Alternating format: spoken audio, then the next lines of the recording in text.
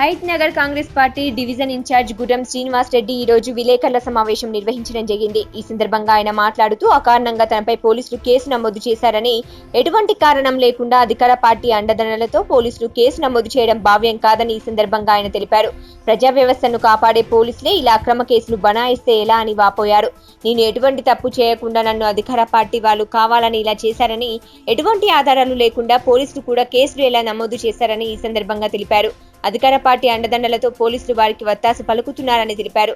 నిజంగా నేను తప్పు చేసి ఉంటే దేనికైనా సిద్ధమని, దానికి సంబంధించిన ఆధారాలను ఎలక్ట్రానిక్ మీడియాకు పోలీసులు ఎందుకు చూపించడం లేదని అన్నారు. నమస్తే, నా పేరు గుర్రం శ్రీనివాస్ రెడ్డి, హైదరాబాద్ డివిజన్ కాంగ్రెస్ పార్టీ అధ్యక్షుడు. నిన్న నాపై పేకాట ఆడుతున్న గుర్రం శ్రీనివాస్ రెడ్డి అని చెప్పేసి ఒక అక్రమ కేసు బనాయించడం జరిగింది.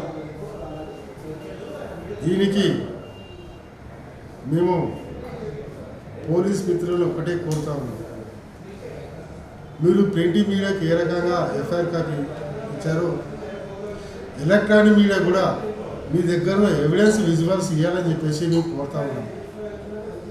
ఎలాంటి ఎవిడెన్స్ లేకుండా అన్యాయంగా అక్రమంగా బయట పట్టుకొని తీసుకుపోయి రూమ్లో అరెస్ట్ చేసినట్టు చూపించి మేము పేకాట ఆడుతున్నట్టు క్రియేట్ చేసి చేయడము ఇది మంచి పద్ధతి కాదు. ప్రజాస్వామ్యంలో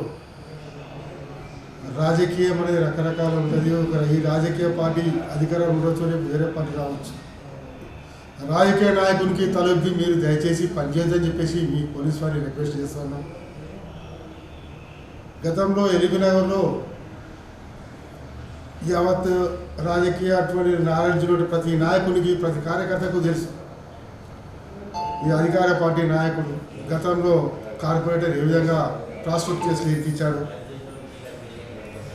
మొన్న కొత్తపేటలో నాపై కేసు పెట్టడం, ఇప్పుడు రేవంత్ రెడ్డి గారిపై అనుచిత వ్యాఖ్యలు చేసినందుకు నిరసనగా మేము అతని దిష్టిబొమ్మ తగలబెడితే ఇక్కడ మాపై ఈ రకంగా కేసులు ఎక్కించడం జరుగుతూ ఉన్నది. ఇది ఎలిబినగర్ నియోజకవర్గ ప్రజలకు మొత్తం నీవేంటి నీ రాజకీయ చరిత్ర అందరూ తెలుసు. కాబట్టి మా చిత్తశుద్ధి మా నిజాయితీ నిరూపించుకోవడానికి ఈరోజు press, electronic media, printing media ముందుకు రావడం జరిగింది. నా దగ్గర ఉన్న ఎవిడెన్స్, నన్ను అరెస్ట్ చేసింది ఎక్కడ, నన్ను రూమ్లోకి ఏ రకంగా తీసుకుపోయినారు, రూమ్లో పోయిన తర్వాత ఏమేమి క్రియేట్ చేసినారు, మీ దగ్గర కూడా పోలీస్ డిపార్ట్మెంట్ కోరుతా ఉన్నా, మీ దగ్గర కూడా మీరు వచ్చినప్పుడు మీరు ఒక మీ స్టాఫ్ పోలీస్ ఏదో లైవ్ వీడియో తీసి కదా అది బహిర్గతం చేయండి. అందులో నిజాలు బయటపడతాయి. లేదు అంటావు అదే ఫంక్షన్లు ఎక్కడైతే అరెస్ట్ చేసినారు అక్కడ సీసీ కెమెరాలు ఫుటేజ్ తీసి చూపిస్తాను, మమ్మల్ని అరెస్ట్ చేసిన స్థానం ఎక్కడ, క్రియేట్ చేసిన ప్లేస్ ఎక్కడ అనేది నా దగ్గర విజువల్స్ ఉన్నాయి. ఆల్రెడీ మా ఇన్ఛార్జ్ గారు మల్లెడ్డి రామరెడ్డి గారు ఏసీబీ గారికి, డీసీపీ గారికి ఆ విజువల్స్ పంపించడం జరిగింది, ఫుటేజ్ సీసీ ఫుటేజ్ పంపించడం జరిగింది. ఇందులో మేము చేయని తప్పకు మమ్మల్ని ప్రజాక్షేత్రంలో ఒక దోషిలాగా నిలబెట్టడం అనేది మంచి పద్ధతి కాదు. రాజకీయ నాయకులకు, వివిధ పార్టీ నాయకులకు, కార్యకర్తలకు ఈ మీడియా ద్వారా మీకు ఒకటే సందేశం ఇవ్వాలనుకుంటా. ఈరోజు కాంగ్రెస్ పార్టీ అధ్యక్షుడు జరిగింది, మాకెందుకు లేని అనుకోకండి.